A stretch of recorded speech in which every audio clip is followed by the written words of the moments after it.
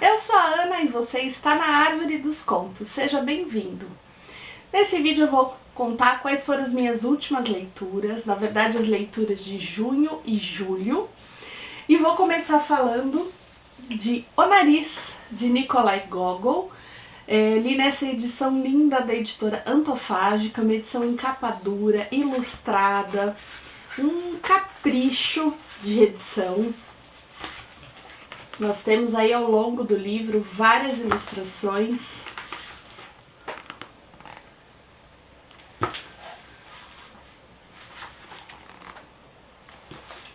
E uma das mais curiosas é essa aqui, bem no início, né? Nós temos aqui um nariz, né? Vestido, trajado. E o que isso aqui traz? Né? É uma novela do Gogol.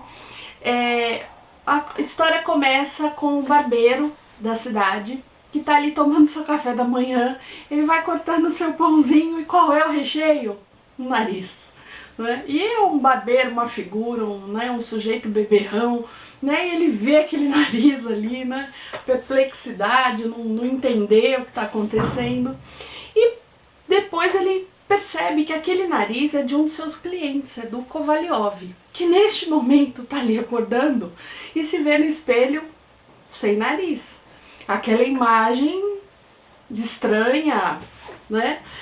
De se ver sem o nariz, né? Aquela feição distorcida, né? Pela ausência de um nariz. E aí sai a saga do Kovalyov atrás do seu nariz, tentar entender o que aconteceu, né? Aquela perplexidade.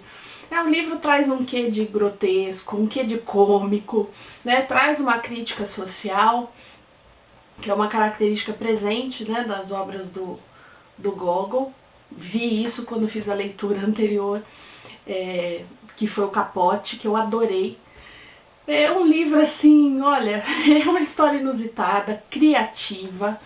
É um livro assim que você lê numa piscada, né? É uma novela, então ele é mais curtinho. Nós temos aqui, olha, 156 páginas dessa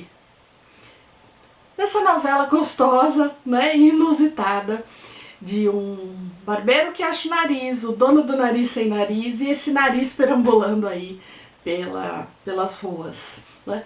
Para quem torce o nariz, quantas vezes eu falei nariz, para ler clássicos, quem tem um certo receio, quem acha uma leitura chata, monótona, olha, uma super sugestão, uma leitura rápida, ágil, diferente, né, e que pode tirar esse certo receio que você tem para ler, né, e os grandes autores. Depois eu li O Consentimento, da autora Vanessa Springora, publicado pela editora Verus. Esse livro aqui é uma autobiografia. A Vanessa vai começar a contar a história dela aqui no livro aos 14 anos, onde ela conta o relacionamento que ela teve durante um período com um escritor parisiense de 50 anos e, pasmem, a sociedade sabia. Não era uma relação de pedofilias escondidas, secreta. Era ali, ó, aberta. A mãe da Vanessa sabia. É chocante, é um relato duro, íntimo, profundo, corajoso e que tem trechos que para mim foram assim nauseantes. Esse autor, ele assim, era conhecido em suas obras por descrever as suas experiências, né, de pedofilia com menores. É uma obra realmente de arrepiar os cabelos. É um livro que pode ser um gatilho, fica o alerta, mas é uma leitura importante e é um livro assim, apesar do tema dificílimo, é um livro muito ágil, é um livro assim que você acaba se envolvendo muito com o relato que a Vanessa traz. É um livro de 190 páginas. Eu gostei muito de fazer essa leitura e recomendo. Para quem leu, por exemplo, Minha Sombria Vanessa, também vai gostar desse livro. É um livro que eu li e gostei muito, vou deixar aqui embaixo para quem ainda não viu o vídeo. São, né, experiências vividas de forma muito particular, mas que tem esse tema em comum. Outra leitura foi Perguntas que me fazem sobre o Holocausto, publicado pela WMF Martins Fontes, da autora Ed Fried. A Ed foi deportada para Auschwitz, ela morava na Transilvânia, ela foi deportada aos 19 anos e lá viveu, né, através de trabalhos forçados até o final da guerra. Ela vai, nesse livro, na verdade, não contar o seu relato, como a grande maioria dos livros de sobreviventes do Holocausto, mas ela vai responder perguntas. Perguntas que muitas vezes eu mesma já havia pensado ao ler livros de outros sobreviventes, né? Por exemplo, o que ajudou você a sobreviver? Você perdoou os nazistas? Depois de tudo isso, você acredita em Deus? Como você lidou com o seu trauma?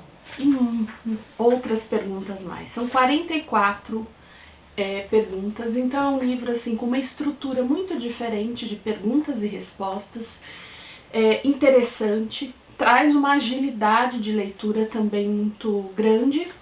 Ele tem 190 páginas, né?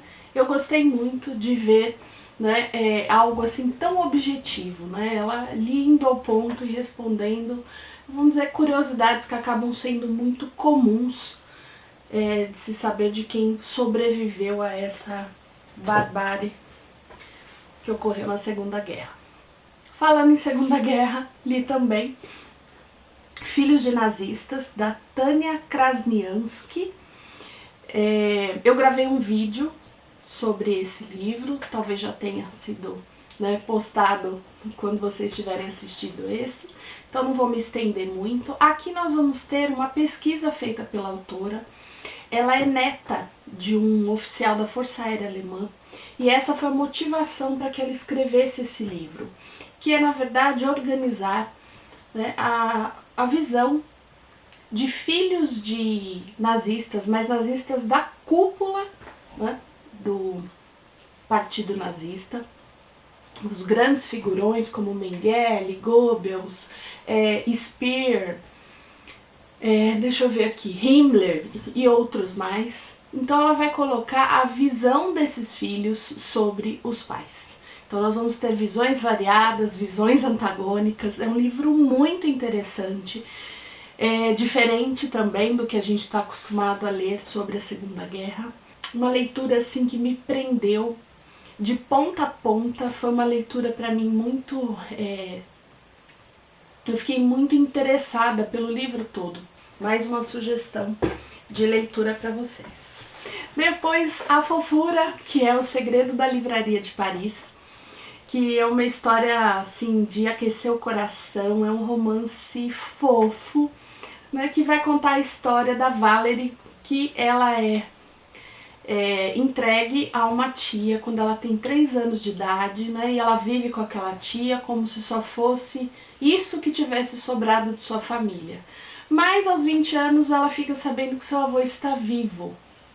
E aí ela quer saber da sua história, ela vai atrás desse avô meio receosa, porque ela não sabe por que ela não cresceu com o avô, por que ela nunca teve contato, e ela se candidata a uma vaga de trabalho na livraria do avô, mas ela vai com outro nome, para que ele não a identifique, ela fique ali neutra, né?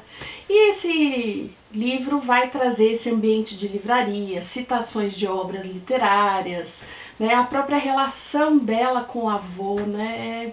Nossa, eu gostei demais.